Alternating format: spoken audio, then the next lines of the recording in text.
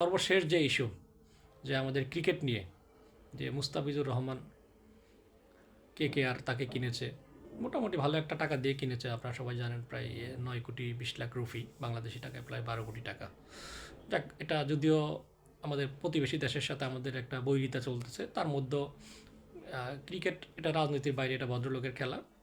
সেক্ষেত্রে এইটা আমাদের রাজনীতির বাইরেই ছিল।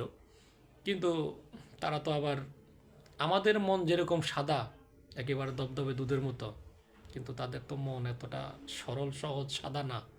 তাদের মনের মধ্যে অলওয়েজ প্যাস প্যাস প্যাস, জিলাপির প্যাসের মতো থাকে। যাই হোক, তারা তাদের হিসাব নিকাশ করে মুস্তাফিজকে বাদ দিতে হবে, মানে বিভিন্ন ইস্যু টিস্যু তার করে মুস্তাফিজকে KKR থেকে চাপ দিয়ে বাদ দেওয়া হইলো আর কি।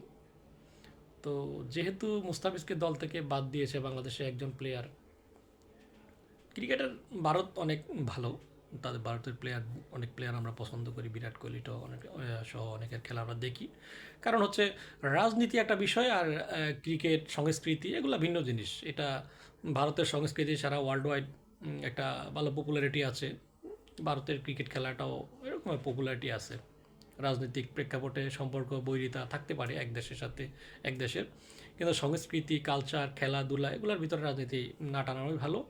এগুলা সর্বজনীন, সবাই এই জিনিসগুলো নিয়ে থাকবে, এটা স্বাভাবিক।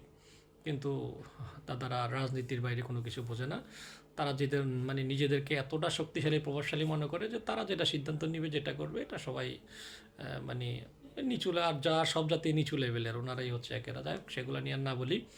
মুস্তাফিজকে তারা বাদ দিল, এটা তো অবশ্যই আমাদের দেশের ডিগনিটি, সম্মান এর উপরে আঘাত হানা।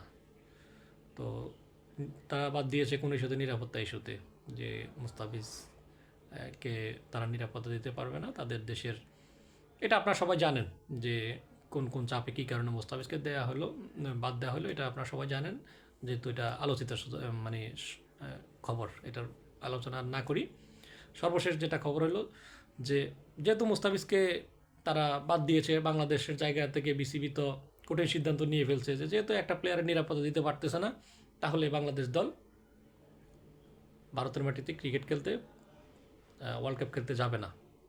এবং এটা নিয়ে ICCর সাথে, BCCIয়ের সাথে, BCBর সাথে মোটামুটি গত সপ্তাহে চিঠি চালাচালি, আলাপ আলোচনা, তর্ক বিতর্ক, সমালোচনা, আলোচনা, মানে অনেক ধরনের এর মধ্যে তৈরি হয়ে গেছে। এটা আপনারা ম্যাক্সিমাম যারা মোটামুটি সোশ্যাল মিডিয়ার সাথে সম্পৃক্ত বা খেলাধুলার খোঁজখবর রাখেন সবাই জানেন। সেটাও আলোচনার বিষয় না, যেটা গেছে, যেহেতু বাংলাদেশের BCBর বোর্ডের তো সিদ্ধান্তই যাবে না ওই দেশে। মানে বেসিক টপিক্সটা হলো যেটা, মুস্তাফিজকে যখন KKR বাদ দিল, KKR তো এটা তো বেসিক্যালি KKR বাদ দেয় না, KKRকে প্রেশারাইজ করে বাদ দেওয়া হয়েছে। তখন আমাদের যে লর্ড অ্যাসোসিয়েশন আছে বাংলাদেশের ক্রিকেটাররা, তাদের কারো চেতনাদণ্ডতা তখন দাঁড়ায় নাই। তারা ফেসবুকে স্ট্যাটাস দিয়েও একটা সমালোচনা করতে পারে নাই। ঠিক আছে, মুস্তাফিজ জাস্ট একটা প্লেয়ার, কিন্তু যখন সে বাংলাদেশের বাইরে খেলতে যায় তখন সে বাংলাদেশ। এটা ক্রিকেটের বেলায় হোক, পলিটিক্সের বেলায় হোক, বা আদার যে কোনো জায়গায়, যখন কেউ একজন বাংলাদেশের প্রতিনিধি হয়ে কোনো একটা ফিল্ডে যায়, তখন সে পুরো বাংলাদেশকে রিপ্রেজেন্ট করে। তো মুস্তাফিজকে যখন অপমান করা হলো, বাংলাদেশকে অপমান করা হলো, কিন্তু তখন আমাদের যে ক্রিকেটার আছে, লর্ড অ্যাসোসিয়েশন, তাদের চেতনাদণ্ড তখন দাঁড়ায় নাই, তখন শুয়ে ছিল, পোতায়া ছিল। মাঝখানে অবশ্য বেশি শীত পড়ছে। তো যখন BCB সিদ্ধান্ত নিল যে ভারতের মাটিতে ক্রিকেট খেলতে যাবে না, তখন আমাদের তামিম সাহেবের দণ্ড দাঁড়াইছে। উনি ভারতে যাওয়ার জন্য, খেলার জন্য বিভিন্ন ধরনের যুক্তি দিয়ে আসছেন। দিতে পারেন, ভালো কথা। আবার তামিম সাহেব যখন এই কথা বলতে আসছেন, কারণ মোস্তাফিজের বেলায় কিন্তু তামিম সাহেব কথা বলেন নাই। ঠিক আছে, এখন ওই BCB যখন সিদ্ধান্ত নিল, তখন উনি এটার ভিতরে ওনার বাহার ঢুকানোর প্রয়োজন হয়েছে, ঢুকাই দিছে। তো এটাকে কেন্দ্র করে নাজমুল ইসলাম, BCBর পরিচালক, না ওই পাপন চাচা না, এটা উনিও, আর ওই নাজমুল হাসান পাপন না, উনি নাজমুল ইসলাম, উনি খুব সম্ভবত ফিনান্স এই বিষয়গুলো দেখেন। তো উনি আবার ওনার সম্ভবত ফেসবুক স্ট্যাটাসে তামিম সাহেবকে দালাল আখ্যা দিয়ে ফেলছেন, কিন্তু এটা স্বাভাবিক। বাংলাদেশে এখন এটা একটা বড় ধরনের ইস্যু, যখন দেশের সিদ্ধান্তের মানে দেশের স্বার্থের বাইরে যখন কেউ কোনো কথা বলে তাকে সচরাচর সবাই দালাল হিসাবেই আখ্যায়িত করে বলে, এবং ওনার বলার ভিতরেও যৌক্তিকতা আছে। যাই হোক, তো এখন আবার আমাদের যে লর্ড অ্যাসোসিয়েশনের সদস্যরা আছেন, ক্রিকেটাররা, তারা আবার তামিমকে দালাল বলার কারণে তাদের দণ্ড একেবারে মানে ফুল দাঁড়ায় গেছে, যেটা মানে এতদিন পর্যন্ত দাঁড় করাইতে পারে নাই, মোস্তাফিজের ইস্যুতে দাঁড়ায় নাই, তো দণ্ড দাঁড়াইছে। যাই হোক, কিন্তু দাঁড় করায় তারা কিছু করতে পারে নাই। ওনার জায়গায় নাজমুল সাহেবের জায়গায় নাজমুল সাহেব অটল আছে, বিসিবির জায়গায় বিসিবি অটল। বিসিবি ভারতের মাটিতে খেলতে যাবে না। আসলে আমাদের যে লর্ড অ্যাসোসিয়েশনকে আমাদের যে হাজার হাজার কোটি টাকা খরচ করে এদেরকে পালা হয়, এরা কি করে, কি দিছে এরা দেশের জন্য? এরা এক একজনকে এক একবার এক একটা ম্যাচ খেলে আসার পরে একটু ভালো করলে কাউকে বাড়ি, কাউকে গাড়ি, ওইটা সেটা দিয়া হাসিনা সরকারের আমলেও প্রচুর পরিমাণে দিছে, এ সবাই পাইছে। তামিম, মুশফিক, সাকিব তো একেবারে পুরা কলা গাছ। ওর তো যাই হোক, সাকিবের অবশ্য পারফরমেন্স ভালো ছিল, সে নিজ পারফরমেন্স গুণে অনেক কিছু পাইছে, কিন্তু তারপরও অনেক সময় আবেগের বশতে হাসিনা তাদেরকে অনেক কিছু দিয়ে দিছে, ঠিক আছে, যেটা ডিজার্ভ করে না আমাদের প্লেয়াররা, ঠিক আছে। তারপরও হাসিনা সরকার অনেক কিছু দিয়েছে তাদেরকে, একটা ম্যাচ বা কোথাও একটু ভালো খেলে আসলে একেবারে আবেগে দিত একদম, ঠিক আছে। যাই হোক, এই পাইতে পাইতে এদের মানে এমন মোটা হয়ে গেছে এখন সব কিছু, ঠিক আছে। এখন একটু এদের অপমানার গায়ে লাগলে মানে এরা আর কোনো কিছু গায়ে ধরে না, গায়ে মাখে না, এদেরকে একটু বেটারা ইন্ডিয়াতে তো যেমন ওই যে ঘরবাড়ি জ্বালায় দেয়, আমাদের দেশে তো খারাপ করলে এরকম কিছু হয় না, এই জন্য এদের এটা মোটা হইতে হইতে একেবারে অনেক মোটা হয়েছে।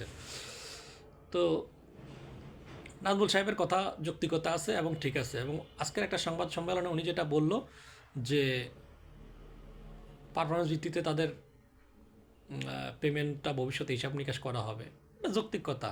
আর নাজমুল সাহেব আজকে সংবাদ সম্মেলনে যে কথাগুলো বলছেন, এটা বাংলাদেশের 90% 95% লোকের মনের কথা, হয়তো মানুষ এভাবে বলতে পারে না। উনি যে মুখ দিয়ে কথাগুলো বের করছে এটা সবাই সমর্থিত, সর্বজন স্বীকৃত। এখন আমাদের লর্ড অ্যাসোসিয়েশনের অনেকের মানে লাগছে, তারা সিদ্ধান্ত নিছে আগামীকালকের মধ্যে ওনাকে পদত্যাগ না করলে তাহারা মাঠে ক্রিকেট খেলবে না, বিপিএল খেলবে না। মুখ দিয়ে আর খারাপ কিছু বের করলাম না। তোমরা যে খেলা দেখাও, ওই খেলা দেখানোর চাইতে হিরো আলমের গান শোনা অনেক ভালো। ভাই খেলিস না, তোর পাও ধরি, তোরা এই খেলা বন্ধ কর, ঠিক আছে। তোরা যদি এই খেলা বন্ধ রাখস, আমরা জাতি হিসাবে আমাদের টাকা পয়সাও অনেক বাঁচবে, অনেক সময় বাঁচবে, মেন্টালি আমরা অনেক ভালো থাকবো। আমাদেরকে এই সমস্ত খেলা দেখায় মানে অসুস্থ বানায় ফেলাইছিস, ঘন্টার পর ঘন্টা এই হতাশা দেখতে দেখতে, ঠিক আছে। একেবারে তারা কি, এই বিসিবিটা ফ্রান আরএফএলের আন্ডারে দিয়ে দেওয়া উচিত। ফ্রান আরএফএল কোম্পানিতে যারা মার্কেটিং সেলসে চাকরি করে, কোম্পানির বাস যে পরিমাণে এরা খায়, যে পরিমাণে কোম্পানি এদের মাধ্যমে একদম প্রফিট করে, চুষা নিয়ে আসে মার্কেট থেকে, ঠিক আছে। এই বিসিবিটাকে ফ্রান আরএফএল কোম্পানির আন্ডারে দিয়ে দেওয়া উচিত। দিয়ে দিলে এদেরকে দিয়ে একদম ট্রস, কোনো রকমের মানে ফাও খায় এরকম মোটা অনেক সুযোগ আর থাকবে না। যা যে টাকা ইনকাম করতে হবে এটা কষ্ট করে ইনকাম করতে হবে। খালি তো মনে করে ম্যাচ হলে একটা ম্যাচ ফি টাকা ঢুকা পাইব, খেলা পারফরমেন্স হোক আর না হোক, এটা পাইতে পাইতে তো এদের মোট হয়ে গেছে এখন একেবারে। হ্যাঁ, একেবারে এটা বেটারা তা কিছু আর কি বলবো আর। যাই হোক, এগুলো সর্বশেষ খবর আর কি। তাদের সিদ্ধান্ত, তারা কালকে বিপিএল খেলবে না। আমি অনেক খুশি তাদের এই ধরনের খেলা না দেখার চাইতে। এই কারণে হেডফোন লাগে, আমি হিরো আলমের গান শুনবো। এদের খেলার চাইতে হিরো আলমের গান অনেক সুন্দর, অনেক ভালো। আপনারাও চাইলে গুগলে সার্চ দিয়ে, ইউটিউবে সার্চ দিয়ে হিরো আলমের গান শুনবেন এদের খেলা না দেখার চাইতে। ধন্যবাদ সবাই, আসসালামু আলাইকুম।